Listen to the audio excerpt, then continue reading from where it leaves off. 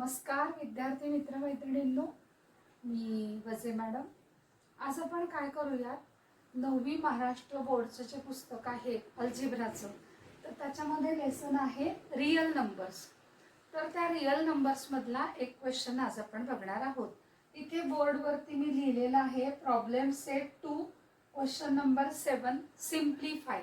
तर हे सिम्प्लिफाय कसं करायचं ते आपण बघणार आहोत. पण त्याच्या आधी हा जो लेसन आहे याचं नाव आहे रियल नंबर्स.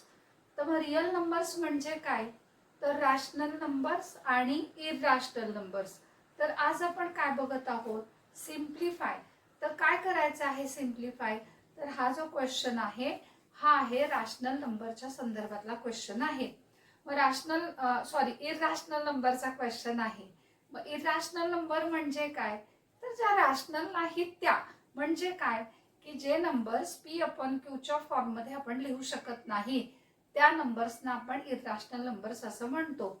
मग त्या इररॅशनल नंबर्स विषयी आपण ऍडिशन, सबट्रॅक्शन, मल्टिप्लिकेशन, डिव्हिजन या सगळ्या गोष्टी कशा करायच्या त्यात आपण शिकणार आहोत. त्याच्यामधला एक क्वेश्चन आहे सिम्प्लिफाय. आता हा शिकवण्यापूर्वी हा क्वेश्चन सोडवण्यासाठी तुम्हाला काय माहिती असायला पाहिजे ते मी सांगते. तर तुम्हाला माहिती असायला पाहिजे रॅशनलायझेशन ऑफ डिनॉमिनेटर. ही स्टेप तुम्हाला माहिती असायला पाहिजे. तर मी पहिल्यांदा तुम्हाला काय शिकवते की रॅशनलायझेशन ऑफ द डिनॉमिनेटर म्हणजे काय. म्हणजे आता उदाहरणार्थ हा एक नंबर मी इथे घेतला, हा आहे 1/√3. √3 म्हणजे अर्थातच इररॅशनल नंबर आहे. तर हा जो फ्रॅक्शन आहे या फ्रॅक्शनचा जो डिनॉमिनेटर इररॅशनल नंबर आहे त्याचं मला रॅशनल नंबर मध्ये कन्व्हर्जन करायचंय.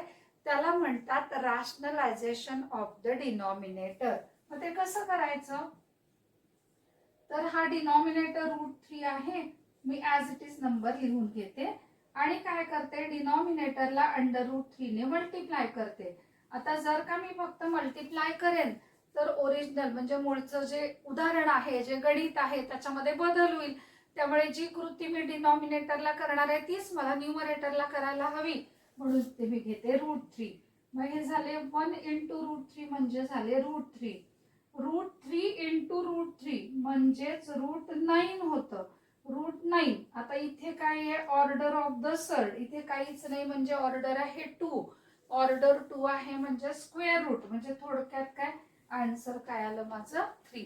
तर अशा प्रकारे काय केलं, जो डिनॉमिनेटर होता माझा की जो इररॅशनल नंबर आहे तो मी असा रॅशनल नंबर मध्ये कन्वर्ट करून घेते. दुसरा अजून काय माहिती पाहिजे तुम्हाला, की एक सर्ड आहे प्युअर सर्ड, ह्याचं मिक्स सर्ड मध्ये आपण कन्व्हर्जन करतो. म्हणजे काय, आता 125 तर मी याचे फॅक्टर्स काढेन 5 × 5 × 5. मग फॅक्टर्स काय आले 25 × 5. 25 ची ऑर्डर किती 2, 5 ची पण ऑर्डर किती 2. ऑर्डर 2 म्हणजे काय, स्क्वेअर रूट. 25 चं स्क्वेअर रूट किती आलं 5 आणि हे रूट मध्ये आले 5. तर अशा प्रकारे मी इथे कन्व्हर्जन करून घेतलेलं आहे. तर आता ह्या दोन्ही गोष्टी तुम्हाला का मी सांगितल्या, तर आपण काय क्वेश्चन सॉल्व करतो आहोत, सिम्प्लिफाय. तर हे सिम्प्लिफाय करत असताना मला हे रॅशनलायझेशन करायचे आणि त्याचबरोबर हे असं सर्ड्स आहेत ते मला चेंज करायचे आहेत. आता इथे आपण सुरुवात करूया. आता हे 2 आणि 48 याचा अर्थ 2 हा रॅशनल नंबर आहे आणि त्याच्यासोबत 48 हा इररॅशनल नंबर आहे. मायनस हे 75 ऍज इट इज इथे लिहिते, हे 1/√3. आता पहिल्यांदा आपण याच्यामध्ये बदल करूयात. आता हा बदल मी असा करणार आहे की काय झालं पाहिजे, ह्या 48 चे असे फॅक्टर्स मी लिहिणार आहे की एक मला परफेक्ट स्क्वेअर मिळाला पाहिजे. त्यामुळे मी इथे काय करते, इथे लिहिते 16 × 3. त्यानंतर हा 75 आहे, मी लिहिते 25 × 3 मायनस हे झाले 1/√3.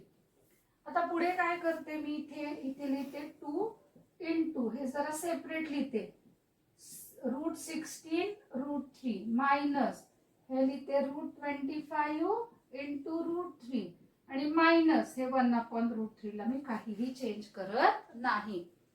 आता हे 2 हा काय आहे? Rational number.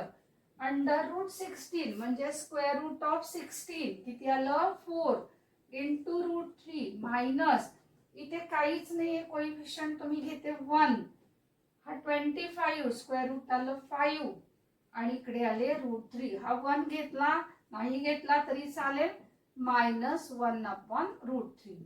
आता हे आले 8 इंटू √3 -5 इंटू √3 आणि इथे मी करणार आहे रॅशनलायझेशन ऑफ द डिनॉमिनेटर, जे की मी तुम्हाला मगाशी दाखवलेलं आहे. आता हे काय झाले? 8 into √3 -5 into √3 -1 into √3 divided by 3. आता काय झालं?